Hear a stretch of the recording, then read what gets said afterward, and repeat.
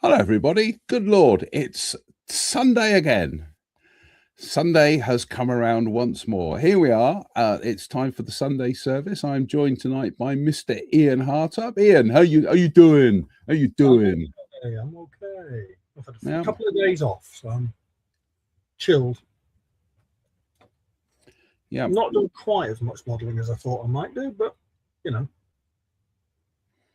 I had my usual appointment last night at 6 o'clock with the New York Metropolitan Opera, which means I get to sit down and do some modelling and not understand a blessed thing that's going on the radio, but I'm enjoying it anyway. So I do apologise, folks. I've got a bit of I don't know if it's a bug at the moment or whether it's hay fever, but I'm just a bit at the moment. Yeah, that's a good idea, Ian. A quick sip of the old tea. So cheers. Signs me bar, everybody. Suddenly turned into ghost stories now.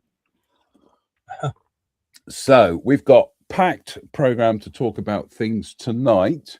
Do you want to talk about where you are projects wise at the moment?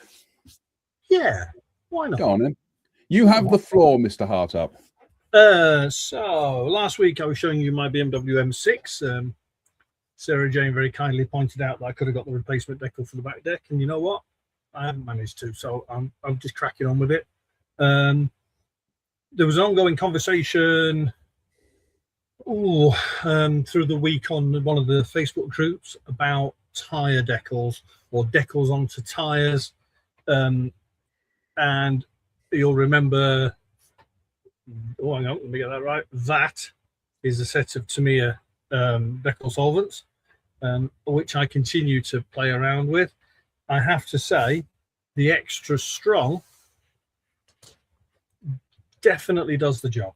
This is the wheels for the M6. These are the kit tyres. I've done nothing to them. I have to admit, I've got to scuff the running faces up later.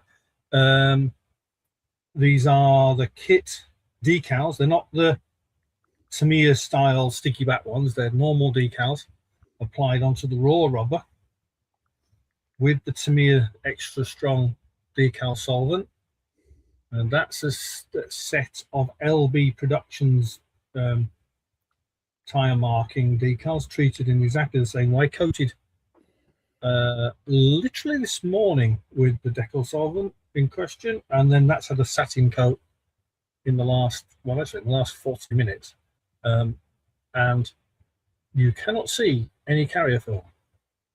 That's brilliant. It's gone down really well. I'm pleased with that. I've got to do the I'm actually trying to check my references. I believe the center caps for these are satin black. The wheels are in like a dark metallic color, but I'm trying to find some references that support that. This is a Macau car from 2018, Ricardo Farfus's car, which I'm looking forward to finishing, shall we say, at the minute. There are a few challenging elements around its masking, particularly for the interior, that have delayed things a little bit. I'm also building another B-Max product. This is for Andy. It was given to me itself. So this is the engine from the Suzuki RGBR. I'll get it right. Get the year right. It's the XR79, the 1993 World Championship bike, which is Lucky Strike sponsored normally. I've followed the color call outs in the kit as close as I could, so I'm building it from. I've been using fallen in love with these. These are wonderful. I have to say, and on a show where the hobby company might be listening, these are better than Tamiya's ones.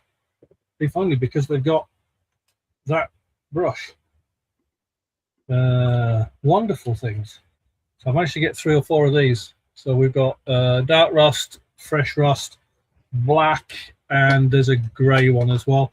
And I've been using those to pull in little bits of oily type residue around the engine, which matches some of the photographs I've got. I've also used the dark grey one on the radiator to give it some depth. Yeah. Uh-oh, I can sense another spending disaster here. Yeah, and the thing is, unlike the Tamiya ones, which are not officially available in the UK, these are on most shops now. My local model shop now has the full range of these on the shelf, and they're not massively expensive, and there's a lot in that jar, you know. 30 mil. I don't think I'm going to run out. And also, unlike the ones that I bought the whole suite of the AK Interactive washes and pigments, and they're not pigments, washes and filters when they came out about 12 years ago. But the plastic bottles they come in, they just don't seal properly. So after about a year, I just had to junk it all because it was all completely ruined, Brian. I was told. In fact, Lox9, there we go. Lox9 says, do they dry up like other enamel washes? Now, I'm hoping in those bottles, no, they won't. It's one of the reasons I like them. I got to say, I'm quite pleased with that. The details come up lovely. I was just knocking a part off a locator pin, but it's nicely detailed. This airbox, follow the instructions. Don't try to be a clever sod like I did and build the black bit and then add because you can't. So the bottom bit goes on, the carbs go on, the top bit goes on, glue it together, because otherwise you have to take it back apart again because you can't get it into place. Right? I thought I was being the smartest man on the planet, and apparently I wasn't. But there you go. A few little touch-ups to do here and there, and then I'm on to mounting it into the chassis, which should be done. We'll paint some of this pipe. This is only just literally clipped into place at the minute. The fit's that good. I've got to paint some of this in various colours. There's some more rubbery bits to do. Got a question here from viewer Jeff. He says, "What is your local model shop, Ian?" Crossgates Model in Leeds, which is, I have to say, rapidly becoming one of the best model shops around. It was always, if you're into radio control cars and aircraft and helicopters and stuff like that, it was always really good. But at the minute, they're expanding their plastics range like it's going out of fashion. And pricing wise, they're definitely up there, particularly if you're in store. There's a screen and a zapper thing for zapping your barcodes on the wall. So the prices aren't on the kits. You go up, you zap it, and it'll show you what it costs. At the minute, well, I picked up another M4 yesterday, which will make Sarah Jane's ears prick up, for £7 or £8 less than I could find it anywhere online. So definitely, if you can get into the shop, there's loads of parking right in front of it and around the corner. The guys that run it are really friendly. Get upstairs into that plastics thing and you will not come out for a while. That pricing system, that's what Jadlam originally tried to do, but they went to just putting price stickers on things. So they matched their website basically. Yep. Shall we talk about this, because we've got this coming up very, very soon, and just got to see whether, there we go, that's what we want. We've got this coming up. Your kit is on its way, I do believe. Yeah. So we'll have a quick look inside the box, and then we can get the box open.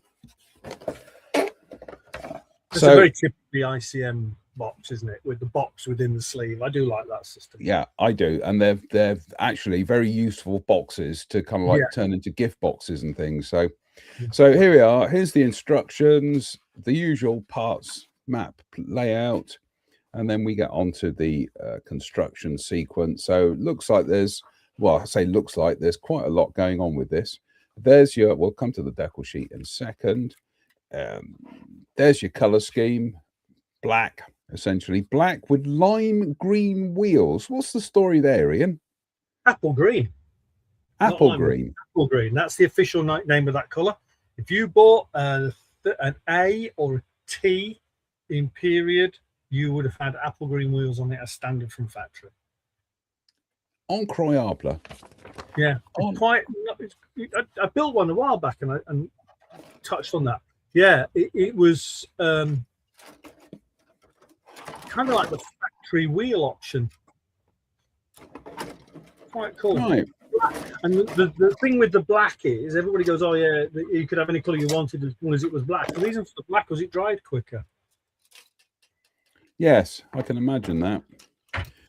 Sorry, parts just pinged off the sprue here. Oh lordy, it's a delicate bit as well. Never mind. Right.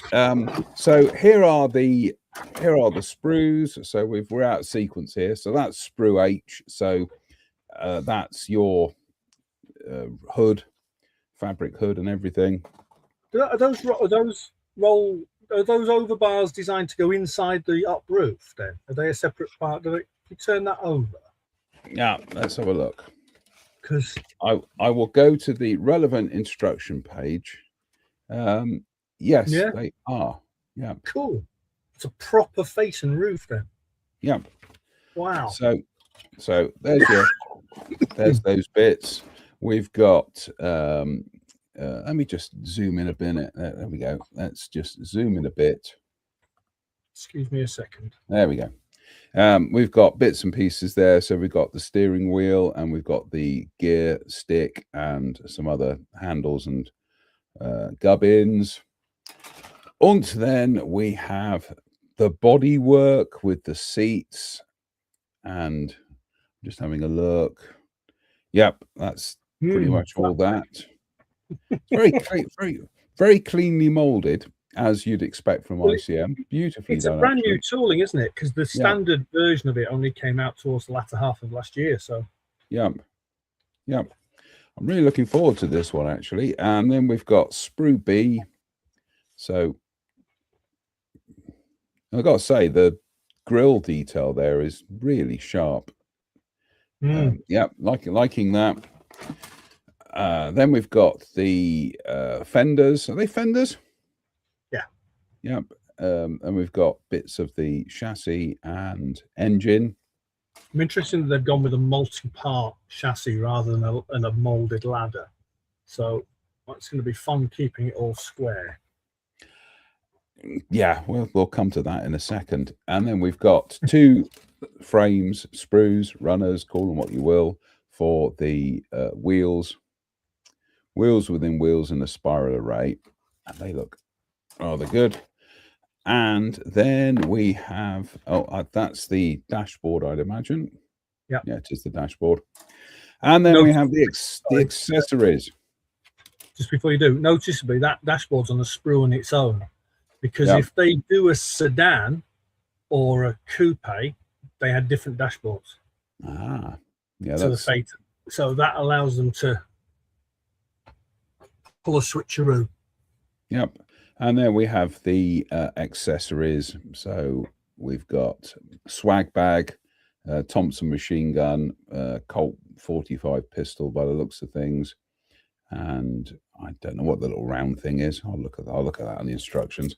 Clear parts. Is that not the ammo drum for the Thompson? Oh yes, of course it is. Yep. And then we have vinyl tires, skinny vinyl tires. Very. Thankfully, not too much flash on them, because that was something I was encountering today with the armored car I'm building. And when we have the decal sheet, which we'll zoom into, because one of the questions was, are decals number 5, 6, and 7 here, are those bullet holes? Yes, they are.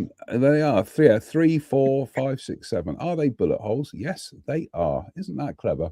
That's brilliant. So you don't have to go at it with a hot pin and in a a vice, No. which I'm sure we've all did that when we were fledgling modelers. Battle damage on our Spitfires and Hurricanes and 109s, kind of beep, beep, beep, beep, beep, with a hot pin. Yeah, someone's just mentioned the NPC gangbusters, which we've seen this before. Like that one, you mean? That's the 30. That's the Chrysler Imperial, and they also did. We established previously they did 3 or 4 others. So I'm not going to build that in 10 days. Trust me, that one. Not in Lots 9 asks, do we get Al Capone? No, but they are doing those figures, aren't they? Though. Yeah, and the figures are apparently out because there's a photo. Someone's put on in the group on Facebook. Someone's put a picture of the kit and the figures, which is interesting. Because I was in Cross Gates, I was actually looking at this kit on the shelf, thinking, "Oh, it's there," but they hadn't got the figures in, so I'm not sure what's happened there. But they're obviously out and about. I have to say, from what I've seen of it, it looks an absolutely beautiful Model A kit. Lee Elliott, who's a really good friend of mine, he's a customs and hot rods guy. He is looking at that kit from a point of view of doing a really early, proper hot rod, like a late 50s, mid to late 50s hot rod off of it in a very traditional hot rod style. And the suspension and everything that's on it in it is absolutely box stock. So if you're looking to do a proper traditional hot rod, there's no better starting place because you would literally modify the kit parts as they did the real thing. So it's going to be interesting to see if we start to see them on custom car pages as properly modified hot rods. Theoretically, you can put up to I think you can put a small block Chevy directly into that chassis, which is a late 60s, early 70s Corvette engine, which would make it a little more aggressive than the stock. I was going to say that's going to speed it up a bit, isn't it? Just a smidge. Just a smidge. We haven't quite finished with ICM at the moment. Project updates, because I've been asked to build this for Scale Model World, which terrifyingly is 6 months away now, just under six months away. Mr. Farmer from the Hobby Company said, would I build for them for Telford? Let's zoom out a bit. ICM, and it's their Panzer Funkwagen PF 204.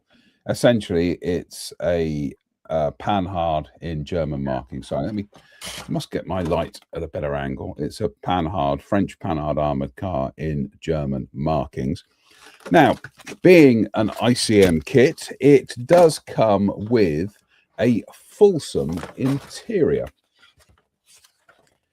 And I was already kind of going down the path of mapping everything out and working out what the colors, what paints I was going to use, and how I was going to break it down for airbrushing. Then I took one look at the IKEA flat pack assembly of the hull, and my spidey senses started tingling, because I'm not a big fan of this approach, quite frankly, mainly because I can muck it up. I'll be honest. So what I did today was I started doing a dry assembly of bits and pieces.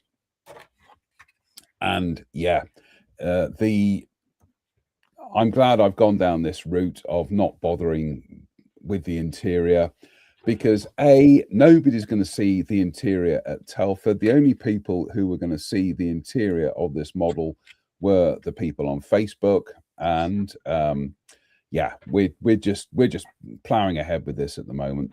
So yeah, those panels, as you can see by the amount of masking tape here, and I've just noticed one has come loose again. Oh, goodness me. See that one there? I'm just going to zoom in. zoom in, JM. You can see that one there keeps popping loose. And if I press it, it will. There we go. If I give it a little press, it goes back into place.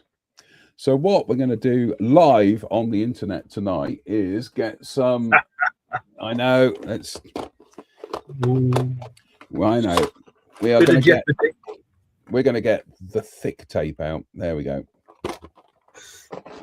The tape that's only marginally thicker than the guy building this model at the moment. But, so we will press E in like that. So let's get our extra thin quick setting. Let's touch a bit in there. That's all we need to do. Then get the tape, press it in, make sure that we don't get any stuff squeegeeing out the back.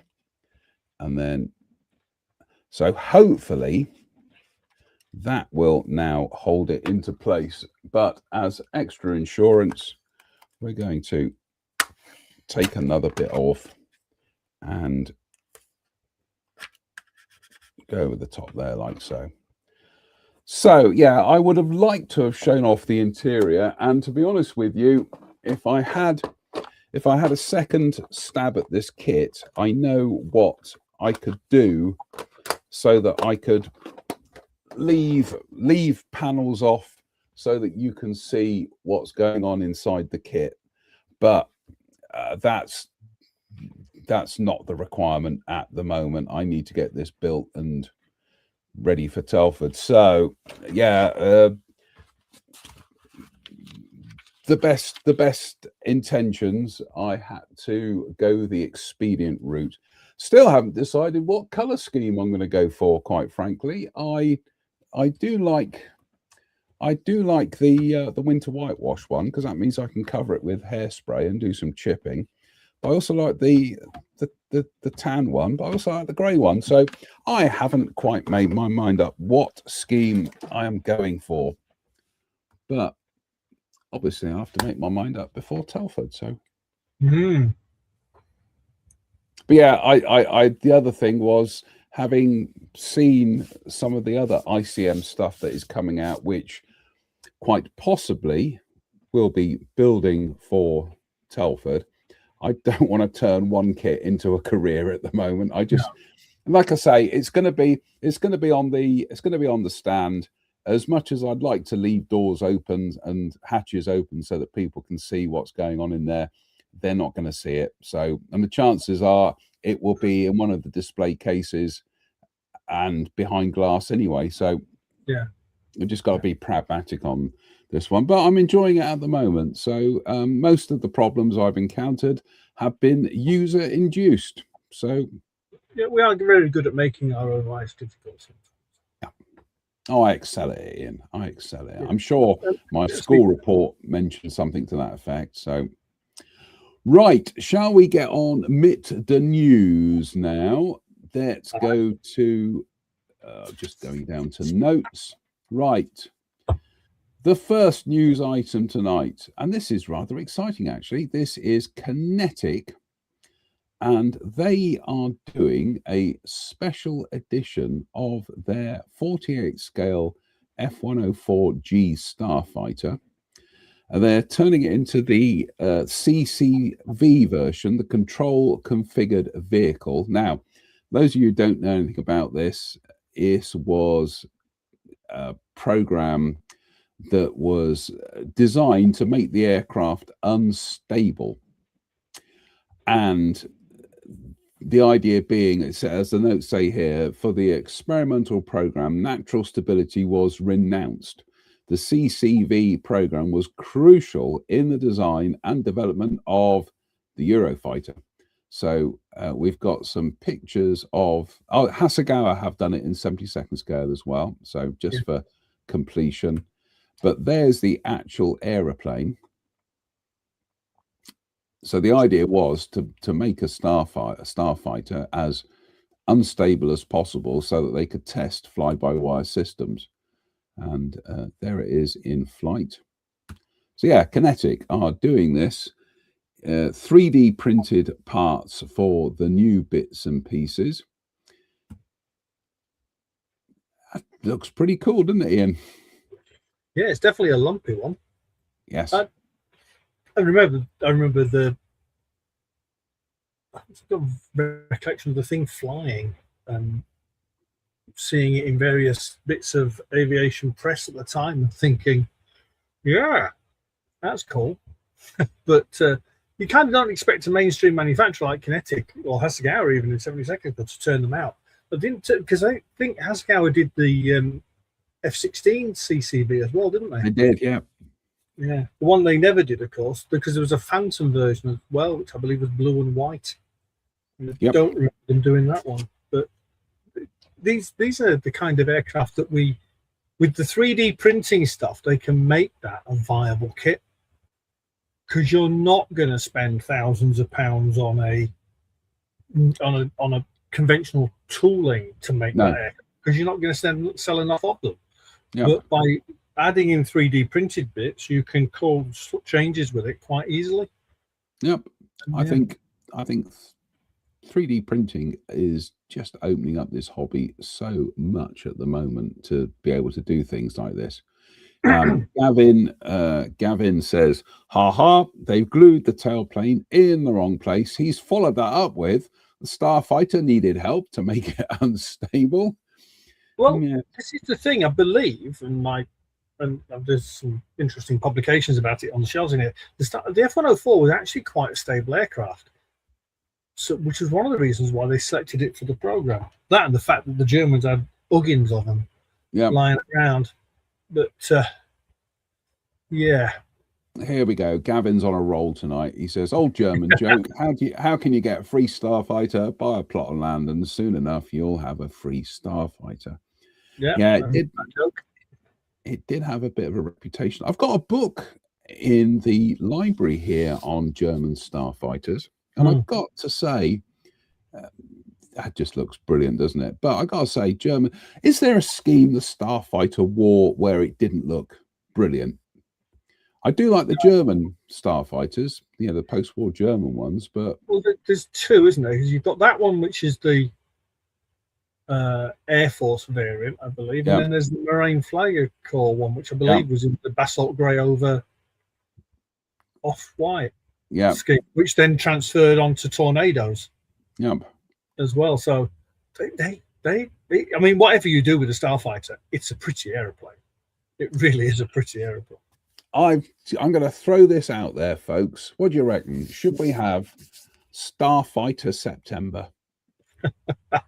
I see what the reactions are tonight. I think we should do Starfighter September, because actually that would be my excuse to build an Eschi Starfighter, because I've got one that one of our viewers sent me, and I've always wanted to build an Eschi Starfighter. It's an itch I've got to scratch. So, I have to say the canopy shape in the Eschi one is ahead of the Revel new tool one. That's for sure. The best 70-second Starfighter out there is definitely the Hasegawa kit. Currently.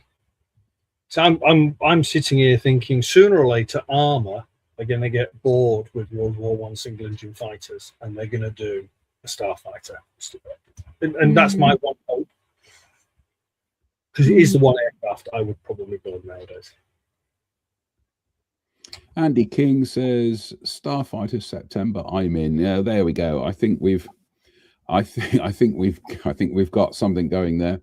And Dave Fleming says, been a long time since anything, any month. Yeah, I think I'm going to do a poster this week at some stage, and I think we'll pencil in Starfighter September. Lox9 says Starfighter Summer. Yeah, no, I think Starfighter Summer. Yeah. So wasn't that? Can we do Corvette Summer as well? Because there was a film called Corvette Summer. Wasn't Mark Hamill in that? Possibly. There was a very, very dodgily customized Corvette in it that, I really don't like. Right, hang about. Corvette Summer. 1978 film.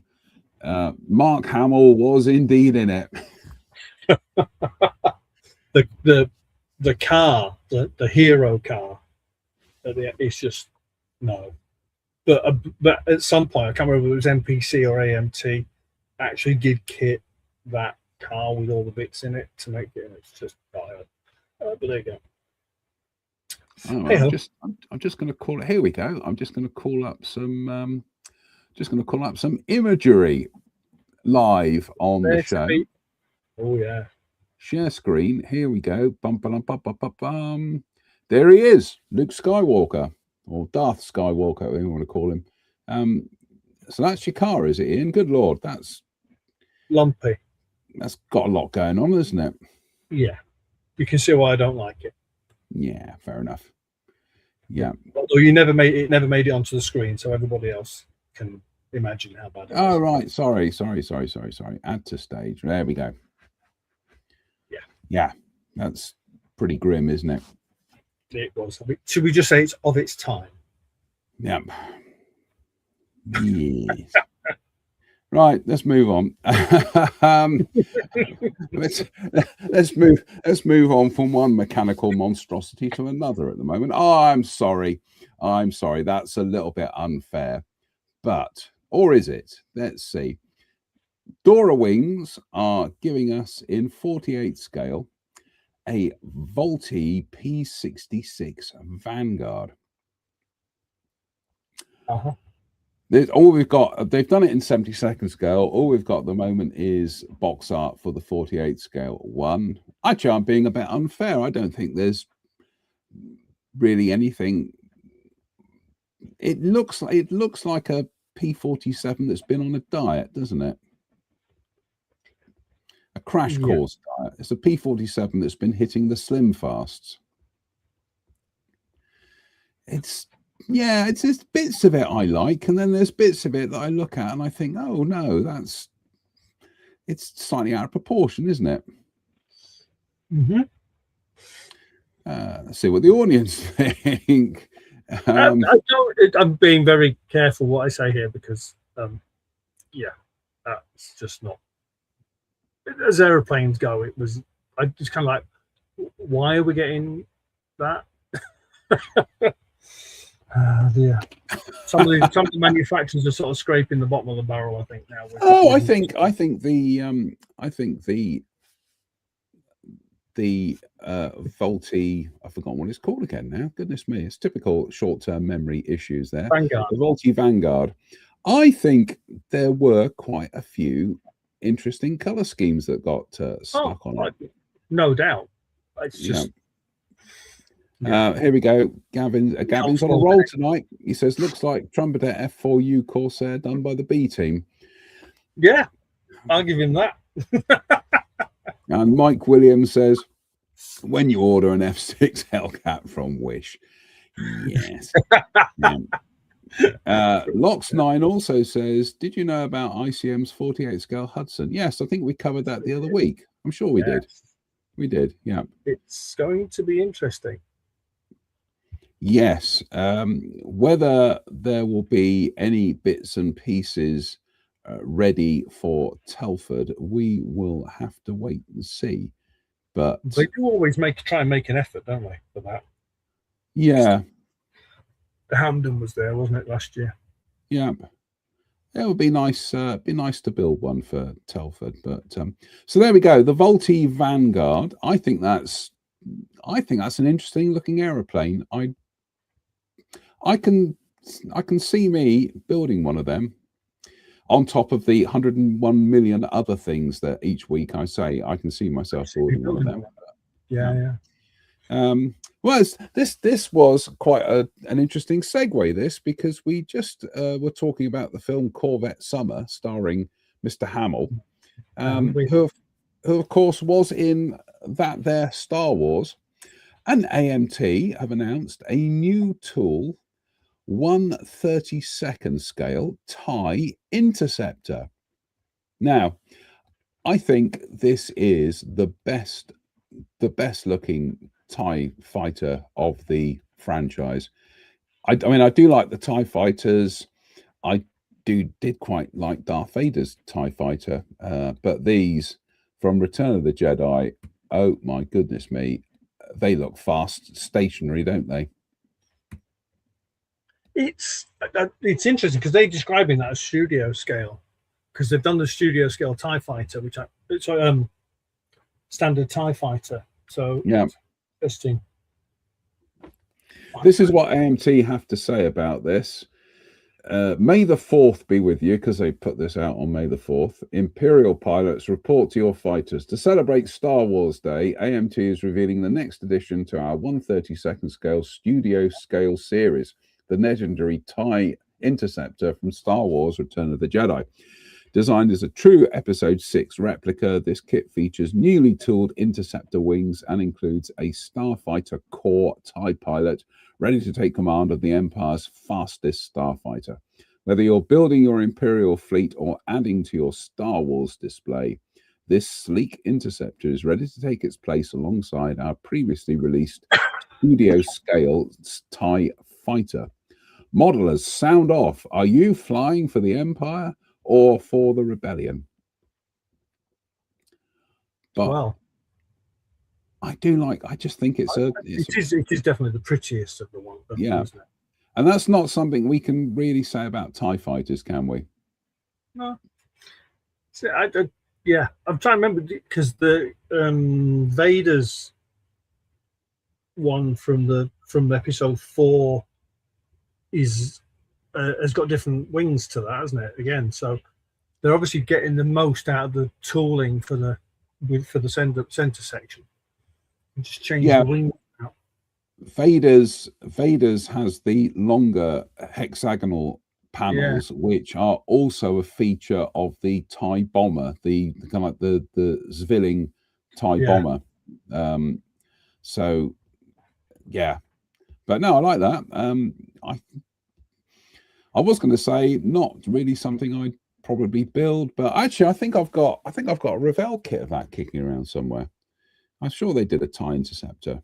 I know 10 years ago, 11 years ago, goodness me, when we all went rushing to the cinema to see The Force Awakens and welcome in a brand new era of fabulous Star Wars films, which pretty much ended with The Force Awakens. Okay, Rogue One gets an honorable mention, but yeah, Rogue One's one of my all-time absolutely favorites. One of the best. I'd say Empire, Rogue One, and then A New Hope.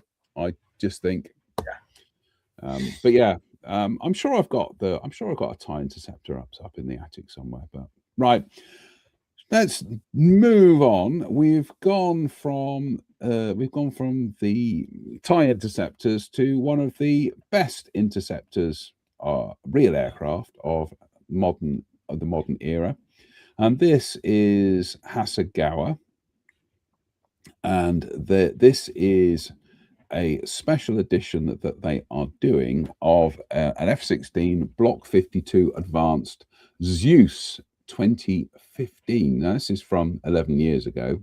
The actual scheme was from 11 years ago. But yeah, it looks like, I don't know whether these are going to be injection molded or 3D printed. Unfortunately, my Japanese is quite rusty. I haven't got right. There's a translation tool on iPhone which would show it up. But that's not working. I think I'm just about to answer my own question there, because here is the F-16 72nd, one of their 72nd scale F-16s with the new bits on. I've got to say, I love these conformal tanks on F-16s. I know viewer Tim Maunder is probably watching, and he's probably disagreeing with me. Rob Monfils says, what scale? 72nd scale. I got it in my head. I've seen that airplane display somewhere. Sorry, Rob. Possibly on videos. Rob, I don't know whether you're talking about this kit or the TIE Interceptor. The TIE Interceptor is 32nd scale. This kit is 72nd scale. But I do like these F-16s with the conformal tanks. I think it just beefs the aeroplane up a bit. But to answer my question, no, these are going to be injection molded. Wow. The clue was in front of me, because here are the sprues for the new parachute pack at the base of the fin, and yeah, so I imagine the conformal tanks are also injection molded as well. Simon Lewis says, I bet you'd like to go on then to him. I know. I'm so predictable. Like I say, I am so kind of like dog distracted by something going past and tongue hanging out, and yeah. But Gavin says the Hasegawa F16 needs putting out to pasture, sadly. Probably does, Gavin, until Hasegawa get round to doing a whole new tool. But until you what? Sorry, Ian? We'll not hold our breath. No, because I think they'll carry on milking that particular General Dynamics cow until the molds, quite frankly, fail. I don't think they're doing any new tool aircraft at the minute. What was the last all new tool aircraft that you remember Hasegawa releasing? I'll throw that one out to the crowd, actually, because I believe it was the Osprey, which is now probably 8 to 10 years old at least. I was going to say Eurofighter Typhoon, but no, that's probably older. That's probably about 15 years ago. I believe they did an F-18EF at some point, but I don't think that's even that recently. Do you know what? Gavin. I am going to have to. I'm going to have to go to. Oh, here we go. Rob Monfils says F-35B, and Dave Fleming says F-35. Still not recent, is it? Right. Hang on. Incidentally, the Emily flying boat that Gavin mentions that they reissued goes back to their period when they were sharing sprues with Frog. So it's definitely not recent. No, and I do believe that Emily is going to be, I think the Emily is featuring in the new Toho film, Godzilla -Zero, which looks to be quite good. Right, scale mates. What was I looking up? Eurofighter Hasegawa. So we're just doing this on the fly here, folks. So let's have a look. Eurofighter Typhoon. And that came out in 2012. Wow. So what's that? 14 years ago. 14 years. How can 2012 be 14 years ago? Oh, right. And what else were we going to look up? Scalemates.com, Hasegawa. Jeff's just said Emily's new tool. Are they doing a new one because of the film, I wonder? Quite, I don't know. Wouldn't put it past them. Wouldn't put it past them. Would be nice. It's a venerable old kit, Emily. If it does turn out to be the original. They did do a tie-in 3 years ago with the Shinden, because the Shinden features at the end of Godzilla -1. So Gavin, there we go. Gavin, Emily new tool was 2017. So I'm so glad we've got people here who are more clued up than us. Right, here we go. Hasegawa V22 Osprey. Scrolls back. That was a new tool in 2013.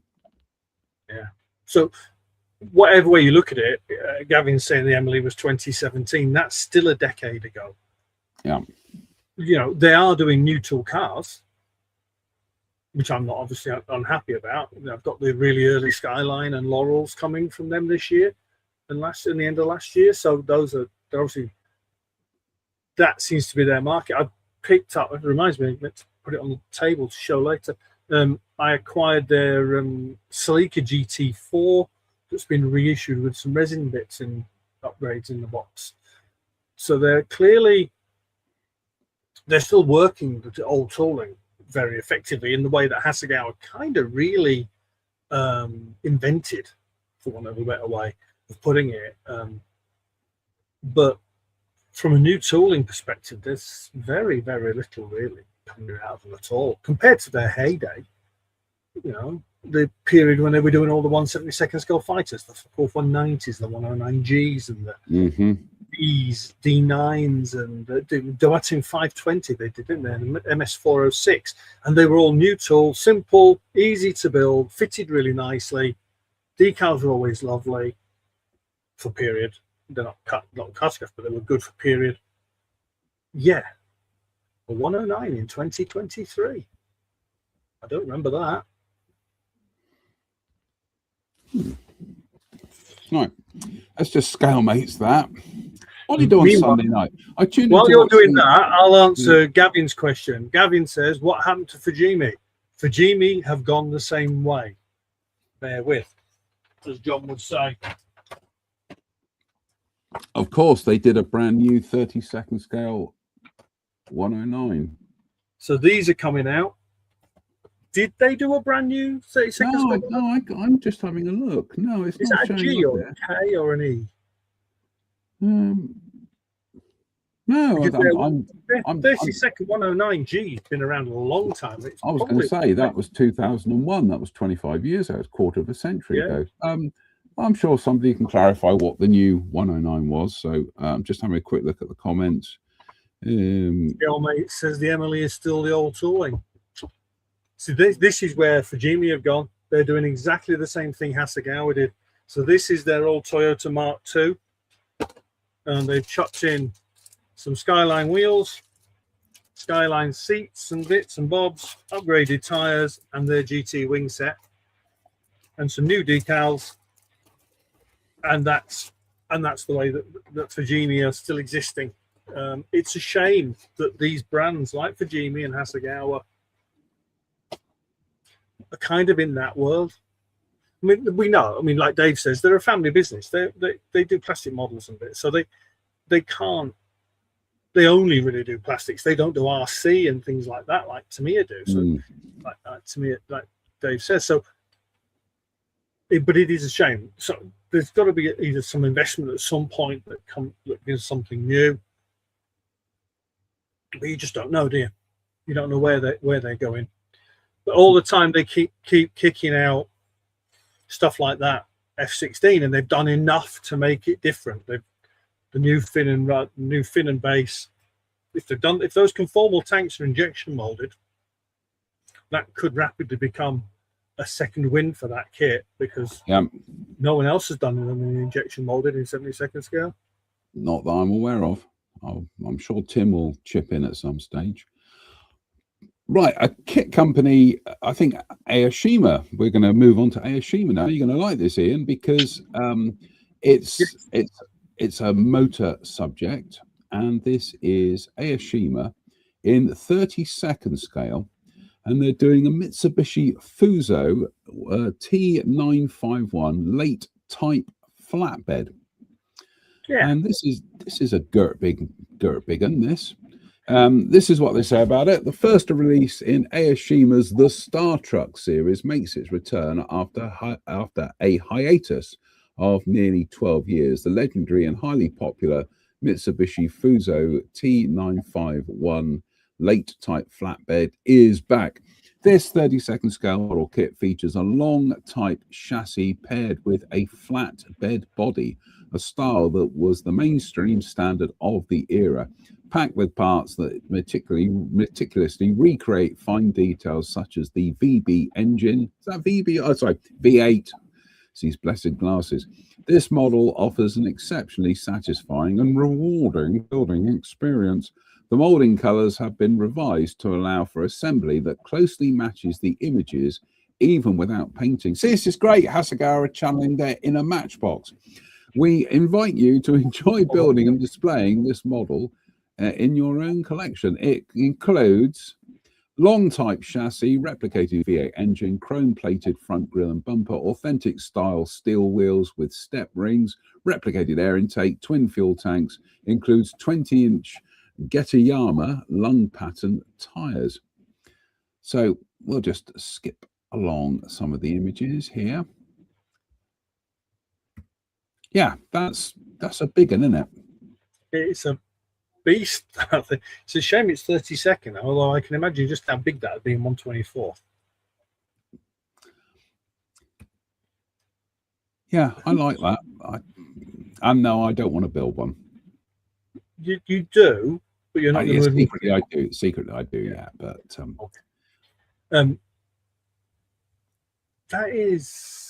that's a big thing.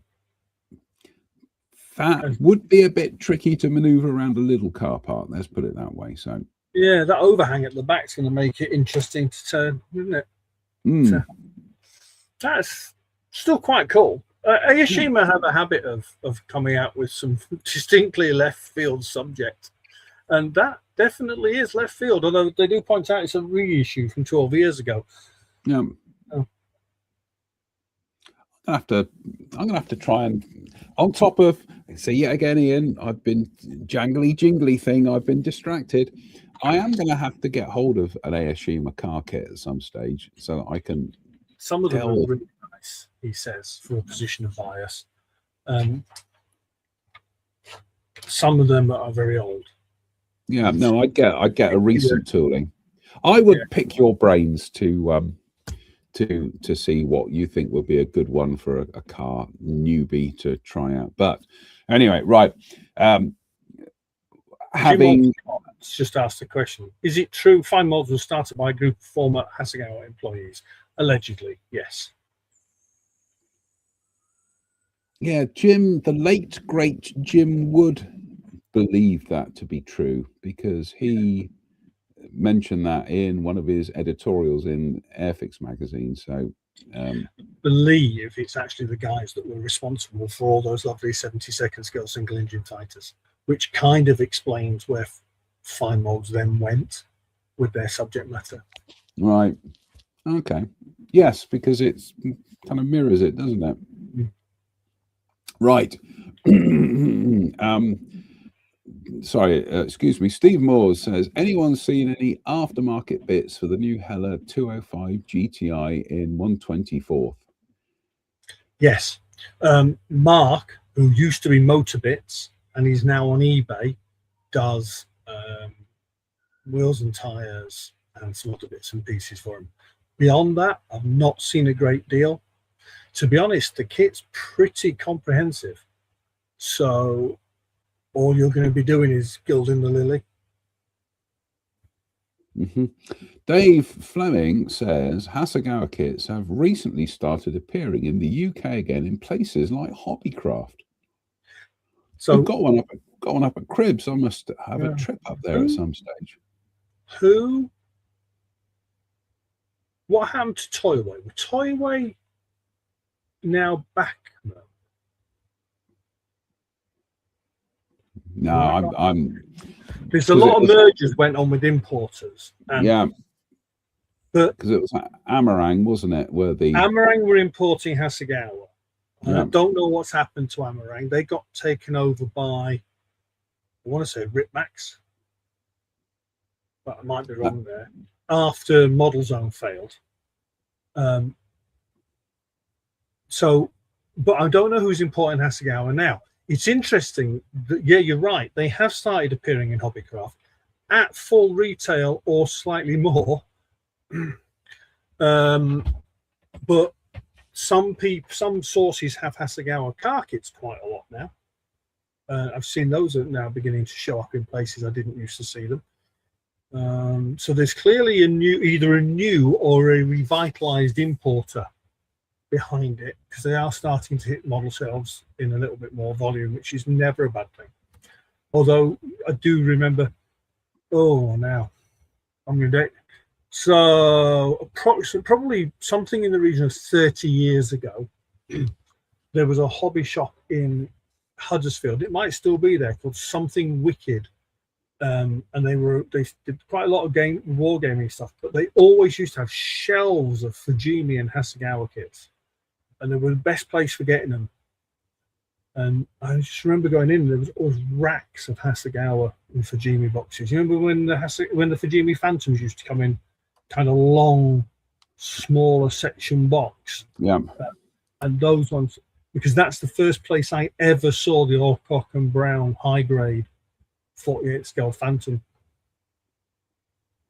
and may have Right. lifted it the same day. Right, we've got some brilliant detective work by Jeff Baker, because I'm just going to share the screen here. Share screen, because there we go. Kawasaki H8K2 Type 2 flying boat, model 12. And there we are, new tool 2017. Cool. That answers that then, doesn't it? Yep. So that's a beautiful looking aeroplane, though, isn't it? We've got it on screen, haven't we? No, we haven't got it on screen. Goodness me. Add to stage. There we go. That's what we're looking for. That's a beautiful looking aeroplane, isn't it? Oops, he's lost it again. There we go. It was a beautiful looking aeroplane, but then I knocked it off the screen. So I did lose it. But right. Having tonight already expressed an interest on wanting to build every single thing that we featured tonight, I think we can say for sure, definitely this next one, simply because it's ICM, and the chances are I'll probably be building one for Telford. I'm hoping I'll be building one for Telford. And I've been looking through ICM's instructions for their previous boxings of these, and these look to be beautifully efficient kits. Drew's just built a different version of it, and I've watched the video a couple of times, and it does look a really, really good build. It's the rigid rotor version, isn't it? The later one. But yeah, ICM, somebody on their Facebook feed was saying, oh, are you going to do a Vietnam era Cayuse? I think it's fair to say, I think they probably will, seeing how ICM ring the molds and get so much out of them.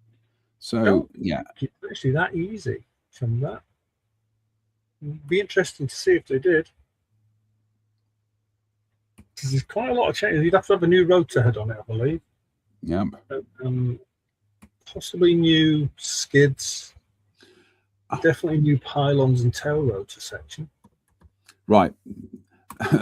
That's you know what we're going to do, don't you, Ian? We are on the ICM web. If they are going to do it, then more power to them, and I think that'll probably be the best-selling one generally. I'm just going to the ICM website here. I'm just looking for their instruction sheets. Dun, dun, dun, dun, dun, dun. We really are flying by the seat of our pants tonight. I love it. Box. Yeah, I do as well. Oh, here we go. Good Lord. Right. This is fabulously efficient by ICM. So share screen. Let's see if I can make sure I get this up on the screen this time. Remove. There we go. Add to stage.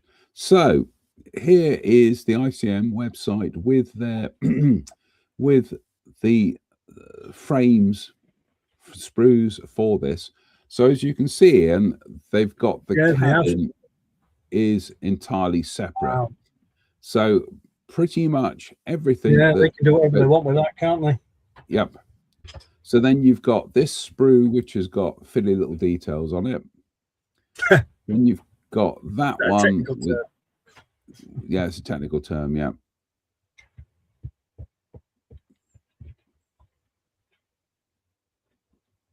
Yeah, they are going to be able to do pretty much any version they want. They can do the V-tail ones, the early ones. I'm sure there are some sprues missing from this, because I'm not seeing anything for the rotors at the moment. Well, no, the rotors are there. The rotors are on the screen. Yeah, they are. But yeah, I think this is. What's that next sprue to the right of that one? I think that's rocket pods. That's interesting. That's on the sprue all of its own. Yeah. I stand corrected. It looks like they are going to be able to do a Vietnam one from that. Wow. See, this is the thing. These modern tooling designers think like modelers now. And I know that sounds in that they're looking to get as much variation out of a single set of screws as they can. And yep, it cuts costs down, I suppose, doesn't it, if you think about it? So, yeah, that's a cool thing.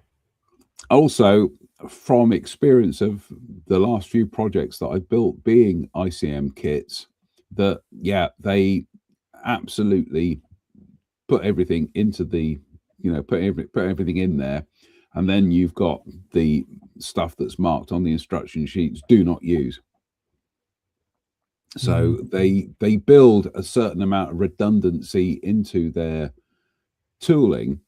I do wonder whether or not it's just a case of, because they're it kind of aggregates the tooling costs out, that because they've the cheapest element is quite literally just molding the stuff. It's the fact that you are including redundant parts, it just gets amortized. That's that word, amortized, but it gets written off by the whole project anyway.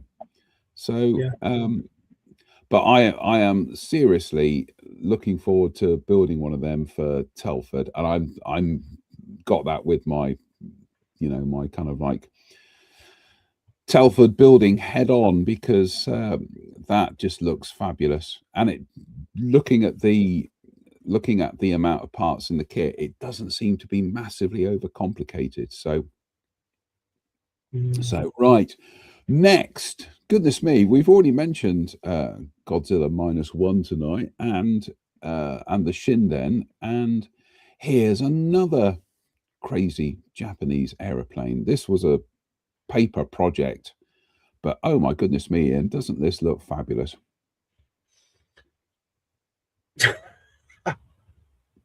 It's the love child of a Shiden and a vampire. It is. This is from Ushi Models. My notes for this are quite simply just the word cool, spelt with a K and an EWL. But yeah, it's what can you say about that? I built a lot of Luftwaffe 46 in my time, many years ago. My friends will all remember that. Even I'm looking at that and thinking that doesn't float my boat, but there'll be someone out there who's absolutely ready for that one. That's just a peculiar looking thing, isn't it? But yeah, Saab want their J21 back. Yes, Dave, they do, mate. Definitely like a stretched vampire, isn't it? It is a push me vampire. So this is quite nice. They're giving you clear parts so you can display the engine or cover it up. I'd imagine you just paint the clear part green, or you can just leave it off. But there we go, 3D printed. Right, okay. Oh no, you do get two separate covers, so that's I stand corrected. Yeah. But yeah, that looks rather tasty. The engine looks nice. I don't think I fancy painting it, as it seems to be molded in one piece. But yeah, might require nose ballast. Yeah, Dave, might rather. It probably will, mate. Yeah, although there's plenty of space to put it in that forward fuselage, isn't there? Mm-hmm. It's proper decal sheet with it as well, which is nice.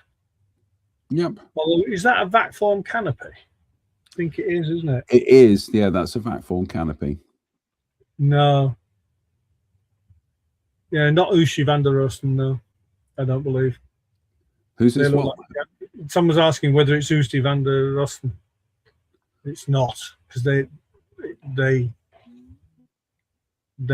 European. That kit is all in Japanese. Yeah, there we go. That's definitely from the Far East. Is that 8,000 yen? It is, isn't it? And so divide it by 2 and then divide it by 100. Well, that's very clever maths. Yeah, so 4,000 yen comes somewhere around £40 in the home market. I don't think that's unreasonable. No, it's not bad at all. So, yeah, but that's in the Japanese market. So you've got to wonder what on earth it'll cost over here by the time it makes it through Customs and everything. Yeah. Our self-imposed stupidity. But there you go. Right, the next news item. You're going to be surprised, folks, tonight. Guess what? It's something I would like to build. Who would have thunk that? This genuinely is something I want to build. Now, this is going to be injection molded, and it's a Ukrainian company called. So I'm trying to get my notes back up again. It's a Ukrainian company called Trident, and they're in league with Sabotage Models. Now, this is, as you can see, it's the T28 or T95 US self-propelled gun. This has also been kitted in 35th scale by Tacom, but this is 72nd scale. I'll give you a little bit of historical preamble about this. The T-28 super heavy tank was an American super heavy tank, really, assault gun designed for the United States Army during World War II. It was originally designed to break through the German defenses of the Siegfried Line and was later considered as a possible participant in the planned invasion of the Japanese mainland. The near 100-ton vehicle, let's bear that in mind, shall we, Ian, was initially designated a heavy tank, really. It was redesignated as the 105mm gun motor carriage T95 in 1945. Yeah, that probably shaved a few grams off of it. And then renamed in 1946 as the super heavy tank T28. The T-28 never went into service due to obsolete design, high maintenance costs, and guess what else, Ian? The heavy weight, which made transportation overseas difficult. I was just going to wonder what on earth they were going to try and land that on the Japanese coast in. Yeah. What are you going to do? Run a Nimitz carrier on shore and then unload it from the... Oh, dear. Yes. Which made but one was retained to test the durability of components of such a heavy vehicle. Only 2 prototypes were built before the project was terminated in October 1947. Plastic kit with photo etched parts, 3D printed barrel and bonus figure was to be released as an armory kit. Blah blah blah blah blah. So we got some photographs of the real thing here. That's Aberdeen, isn't it? You what? Sorry? It's Aberdeen, I think. Yeah. Yeah. That's bonkers. I think is the word. Essentially, yeah. It's like something from Thunderbirds when they all came back from the pub one night. I've got it in my head. The outboard tracks sponsors separated and could be towed behind it, and because I believe there was a dragon kit, which I think Gavin's pointed out. I might be confusing myself with one of the other heavy tank designs, but I think that the concept of trying to get that ashore in Japan would have been quite tricky, I would have thought. You're certainly not going to fly it over, are you? No. Unless at the same time that the United States had built and were manufacturing these, they were going to land them in Hughes Herculeses, Spruce Gooses. So there we go. Yeah. Possible answer there, Ian. Andy King says probably features in World of Tanks. Yeah, absolutely. So this is, like I say, this is from Trident Models and Sabotage Models in Ukraine. So this is going to surprise you, folks. I'm in the market for one of these because I just think it's a fabulous fabulous design, and yeah, I've always wanted to build a model of one of them. I've always wanted to build a model of a mouse as well, you know, the German heavy tank. There's got a couple of very nice 72nd scale kits of that about. There are. So up to daisy. So there we go. Right, we are going to have to rattle on to the last few items, although Russell says all the armour at Aberdeen was moved to the US Army Armour and Cavalry Museum at Fort Benning, Georgia, including the T-28. There we go. So, and Dave says probably supplied in kit form, some assembly required. Oh, there's some dry wits here tonight. There really are. Right, last few items for tonight. This is from Dan Models, 35th and a 35th scale locks. Isn't that brilliant? The thing you never knew you needed. Yeah, absolutely. Diorama builders and armor modelers are going to have a field day with these. I just think that is absolutely. Yeah, I'm not sure that you need. How many does it say? 43 of them. But yeah, they're quite cool. And like you say, you know, if you're going to put a barn on a diorama or something like that, you're going to have a padlock on the door, aren't you? So yeah, no, absolutely. So I like these. So right, next we've got a bit of a monster, not that kind of monster. We've got a bit of a monster thing from a company called Spalla.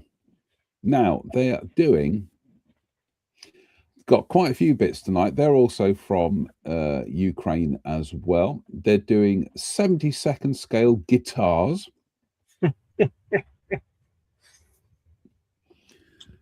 And it almost looks like those strings are lifted above the sound hole. That's quite incredible. Mad. I'm sure they'll do them in other scales. They're also doing in 72nd scale a Maxim machine gun. I like this. That looks rather dandy. But they're also doing a lot of 1/350th scale bits and pieces, primarily for German battleships. So we've got here the aft fire control post for the Bismarck and the Tirpitz. So these are 3D printed. This is for the Revell kit. We've got heavy AA artillery range finders for same ships.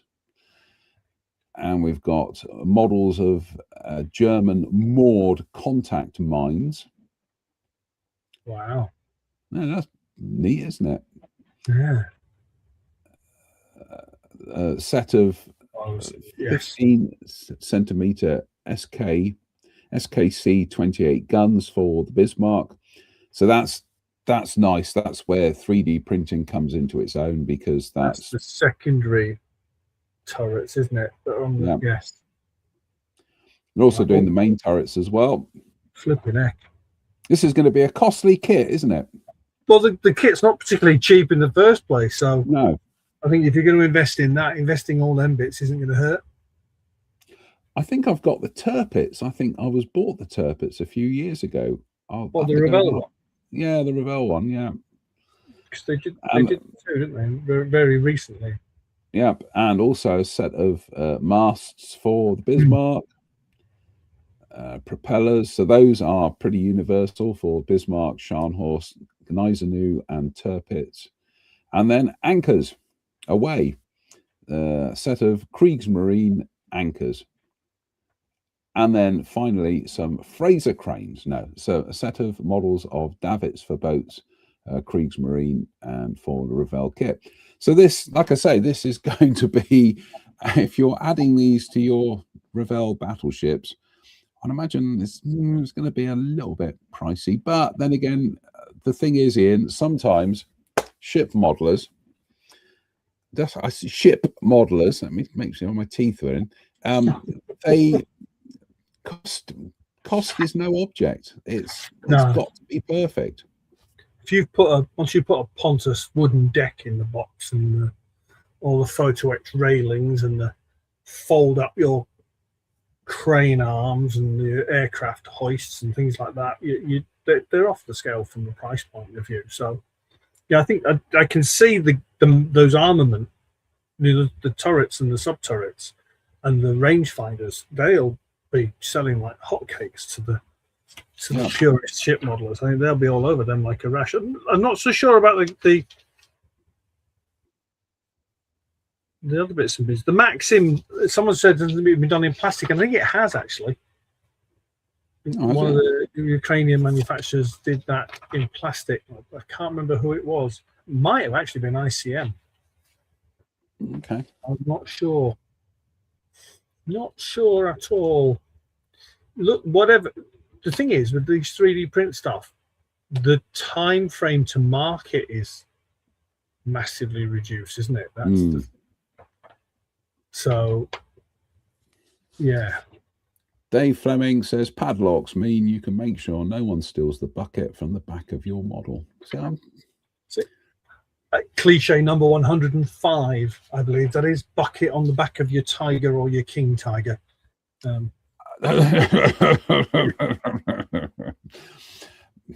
It's de rigueur. It's de rigueur, Ian. It's got to be done. It's yeah. You see it, don't you? What do you put on it to fill that little bit of a void around by the exhaust bucket? Okay, well, you see so many period photographs. That's exactly what was going on. So, yeah, exactly right. And finally, I was going to say it's a kind of magic. Which, goodness me, that film Highlander celebrates its 40th birthday this year. Which, when you kind of like do what I do, which is you kind of go back 40 years prior to that, 40 years prior to Highlander coming out would have been 1946. So it would have been the post-war period. That's terrifying, isn't it? Anyway. We come back to that conversation that we were born nearer World War II than we are now. Yeah. Gosh, yeah. Yeah, absolutely right. So this is... Oh, and there he was gone. I have no clue what he's done. I have no control over the system. I'm very sorry. Please talk amongst yourself while Jonathan returns, but he has clearly been cut off.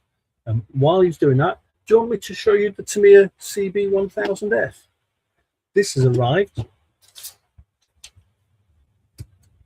And my link's working. There you go. So this arrived with me. StreamYard decided to kick me out, but go on, Ian. You lead. I was what's the word? Improvising. There you go. Yeah, that's a bit cruel, Gavin. He says, "Thank heavens he's gone." That's most unfair, especially. Cheers, Rob. I do like your avatar. It really. Right. The final one for tonight was Wizards. It was. So glad I didn't delete that one. Something's changed in your settings actually, because your background's gone fuzzy. Ah, yes. This is a feature that I have been playing around with, visual effects, and I can make the background go blurry, but I'm going to turn it off because I tend to have that turned on for ghost stories. So there we go. Right, Wizards. So they're doing, these are injection molded. They're made in Ukraine. And there we go. Well, let's think who those two on the right are modelled on, shall we? Not so sure. Peter Jackson. I've got something for you. Yeah. Wetter are currently typing up a nice letter. But injection molded, made in Ukraine. But somebody out there, Ian, this is going to be precisely what they want. They're wargaming figures, aren't they? That's the thing. Yeah. And they'll be perfect for that market. I do think that it does show a little bit of imagination. I like those. What does it say? Is it 12 figures in 6 different poses or something like that? Yeah, 48, 12 poses, 48 figures in total. So I think the hobby is broad enough that, something like this, It's got a market out there. It might not be for you and me, but just because it's not, I'm not gonna naysay it. You're going to be shocked, folks, after everything tonight where I've said, do you know what? I can see myself building one of them. These, Gavin, no, not at all. No. John, have you seen Gavin's comment? Because he's definitely on form tonight. Looks like a 1970s prog rock group. It does a bit, doesn't it? It's yeah, yeah, it does. I was this evening thinking about whether I should actually kind of pull up an image of Roy Wood for this section, but I thought, no, as people are going to be they're going to go, that's too niche, JM. So, sorry, Jeff, is that the same manufacturer? Jeff's just found some witches to go with it. Yeah, I'm sure. That's quite cool if that's what they're doing. I tell you what, I'm just trying to. Unfortunately, I can't get Jeff's. Yeah. This is the thing with StreamYard, is that they don't let you. You don't let you kind of like click the link on something. So, right, Ian. Any other business? And you do, because I can see it in the background there. So you have the con number one. I was just in the process of winging this conversation. This arrived. Well, it didn't actually. It arrived in the aforementioned Crossgates models, and it was on the shelf, and I had to come home with me. This is Tamiya's new tool, CB1000F, which we covered on one of the motor shows a while back. It's a very typically Tamiya product, but there are a couple of little twists that I'm not used to in Tamiya kits. We have masks to enable me to spray the front discs. Mask for the headlamps, so you can spray the surround, and a mask for the fuel filler cap, so you can get it the right shade. They've molded the tail light, so you have a clear. Let me just move that box out of the way. You have a clear plastic insert. Go on, focus. Look at that. Look at that clear. How good does that look? This piece here mounts over a block on the back of the fairing, and then that red one there goes over the top of it. Oh, to give you the proper look for the interior. But that mask is for spraying that headlamp, that surround, so it's got to be satin black. But that I have to say, the aero screen for this bike is possibly the ugliest thing I've seen on a bike in a long time. So which I'm not going to be using it, which is a shame, because that clear molding is exquisite. There's almost no distortion in that at all. No, we look at picking up the LEDs in my overhead. Yeah. Just absolutely beautiful. Marker lights, indicators, main headlight. Really beautifully produced kit. Desperately now trying not to be tempted to build it straight away, because I've got other stuff I need to get finished. I've just done there's a YouTube box review of this that I did this afternoon that's going to be live at about 10 o'clock. Oh. May have timed that for after when we normally finish. I feel, and you may or may not agree with this, Jonathan, I feel like Tamiya have upped their game on their sprue prep. Yep. The finish on these parts, the polish, and like those headlights and the glazing, the finish on these seems to have stepped ahead from where they've traditionally been, and they were very, very good in the first place. But the discs are drilled, which, you know, I've got the Kawasaki H2R. I had to sit and hand drill them. These are drilled. In fact, let's do that. There you go. You can see that. So they've definitely, that's what those masks are for. You mask that and spray that center black, having sprayed that silver. The texture on the seat is absolutely beautiful. You can see the kind of vinyl leather texture on that. Oh, that's nice. That radiator's stunning. But yeah, so they've definitely, to my mind, they've upped their game to the point at which One of the traditional problems with motorbike kits is that the front hugger is generally split down the center line, which gives you a delightful join and the opportunity to misalign everything. That is a really complicated slide mold. It's more complicated than you think. And it's a one piece. And look at the shine on that. Look at that. That is beautiful. Yeah. So that is ready to rock and roll. So you just got to clean, obviously, cut that off, clean that edge up, put some paint on that. Decals are nice, as always. The one bugbear I have with it, and at some point or another, I'm going to have to try this. That exhaust, yeah, coming back to what I was saying, chrome. I don't think we'll be stripping the chrome off the mirror faces at all. No. They're absolutely, that's the kit chrome. The issue I have is that is going to be a honking great join line when you put this and this together. Yeah. Particularly when you consider that bracket is there. Yeah. Well, that's why we have chrome paints these days, isn't it? Yeah, but it don't give you that finish, mate. Or what you could do is have a look to see how much a chrome plating machine would cost. What I am waiting on, and it should be with me shortly, is the new Tamiya mirror finish. Ah. So our correspondent in Belgium, Mr. Andrew Brown, WCDR, is he's supplied me with the decal solvents. He's been into one of the local model shops, I believe it was Domino, and basically cleaned them out of the mirror finish packs. He did a test spray of it, and it's a chemical reaction finish. The two jars there's no metallic in those jars at all. When you look at something and yeah, it's like a grey. So you spray the first coat.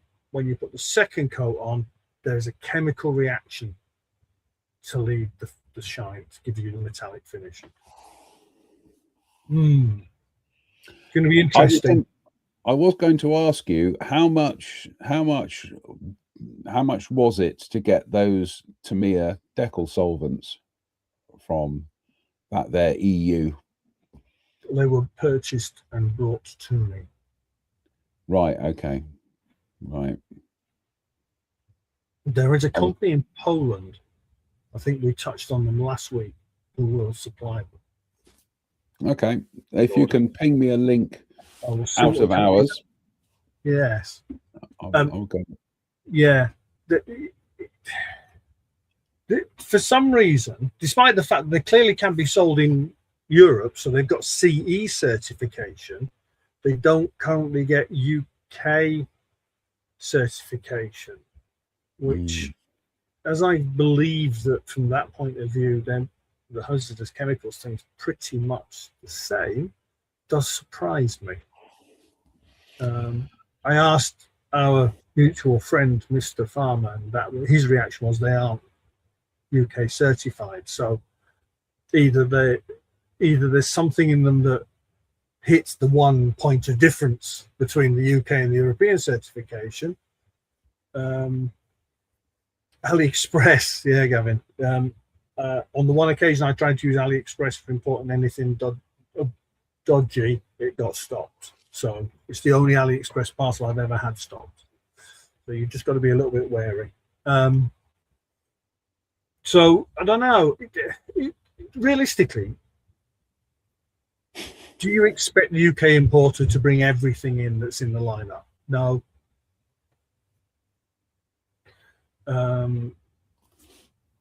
Perhaps the decision's just been made that they don't think they'll sell enough of them. The problem is with it, to me, a product, if you put it on the shelf, it should sell, because we buy Tamiya product because it's on the shelf, don't we? Yep. It's like the primer. You know, they don't bring the pink primer in anymore because it doesn't sell. Well, Dave says may not be worth paying for separate UK certification. Yeah, that might be it. Bear in mind, this is Dave's domain, so yeah, he speaks as the voice of authority. So, right, Mr. Hartup, I think if you've got any other business, but now you've done it. So there we go. A couple of Desk by 8 files, you might. Oh, go on then. You have the stage. Desk by 8 have expanded their files range. These are double-sided, and they're in nice thick steel files. 1200 on one side, 600 on that one. I believe that's 4 and 8. Yeah, 400 and 800. These are getting some use. They come in very nice little leather pouches. They came from AliExpress. I'm going to ask the stupid question here. What are you using them for? Is that for metal? I'm using them for facing up parts that I'm joining together. All right. Because they don't bend.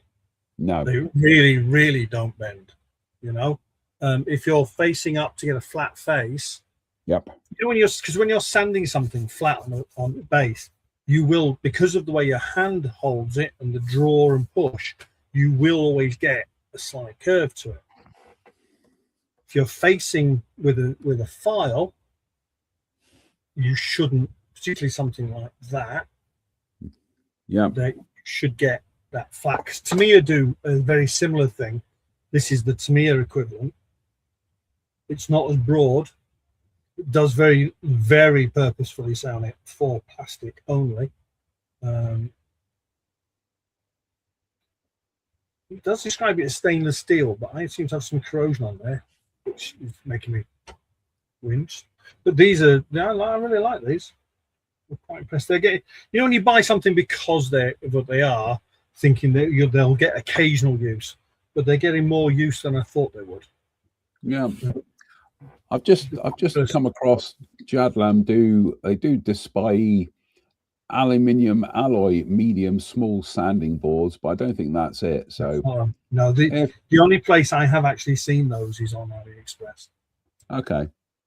Well, if somebody can find a link and put it on our public page, that would be absolutely splendiferous, Mr. Horn. So yeah. I'm a tool junkie, and even if I do you know what? When it came to getting reaches down and grabs, my camera turned itself off. It has. Come on, wake up! Oh, I'll show you this way. When it came to these panels on the back of this panhard. You are having to, it's IKEA flat pack. Well, the whole body is IKEA flat pack. So to actually have something that would enable me to, hold it, to do it firmly. The good news is, I did that. I glued that thing on, closed that gap up. It's healed nicely, but we're still going to put the tape back in there. So. The other thing I got recently, which you might not have had, is this. This is Ray's Studio. Another. So obviously that's a box of sanding films, self-adhesive. Now I know SciFi do something similar, and they give you, and you've got little carbon fiber. I think so. There's very little flex in those. Yeah. And those are quite useful if you're doing, and Sarah Jane will recognize this, and Anne Marie will recognize this. If you're doing a grill on the front of a car body, and you need it to pass between you can't get your big traditional sanding sticks in, things like this. Yep. Or those files are what you need to be able to sharpen up those edges in those intakes. Yeah. And the fact that they do them in a number of widths as well is useful. And there's 4, let me get this right, 4, 6, 800, 1,000, 1,200, 1,500 and 2,000, and the little case. They sell them in separate packs. The case is a little bit extra. I think these cost about £4 or £5. Right, send me a link. So, Dave, for once I've already got stuff Ian is promoting. I'm not promoting anything, Dave. I'm just discussing its usability in our marketplace. No, absolutely. Right. On that note, I have to go outside and feed the hedgehogs. Not a metaphor. I quite literally have to go outside and feed the hedgehogs, and also get prep ready for supper tonight. I need to have a cold drink as well because my throat's a little bit raw at the moment. So, a big thank you to Mr. Ian Hartup for his convivial co-hosting tonight. It's always good fun, Ian. And happy Mother's Day in America to Chris's mum. So, because their dates are slightly different to ours. So fingers crossed, we'll be back next week. Until then, and a big thank you to everybody who's tuned in tonight.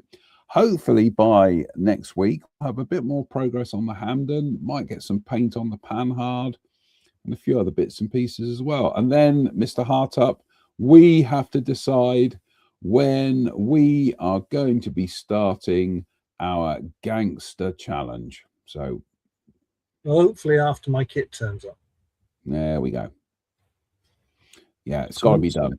See, we'll have that conversation. I think, to be honest, it doesn't look a massively complicated build. It does to me, because I've never built something like this before. So see that big vertical thing? That's my learning curve. So anyway, the thing you've got to remember is, of course, period cars like that do not have that really high gloss finish that we might be used to. My vertical curve is I intend to weather it. Yeah, see, I had an idea the other night, and I thought, shall I go with that? And I thought, I'm gonna sleep on it. But I've got an idea. But the whole point about the rules about the challenge is you don't tell people what you're going to do. It's got to be a surprise at the end of the run. So. On that note, a big thank you to Mr. Ian Hartup for his company tonight. Big thank you to you all for tuning in. God bless you.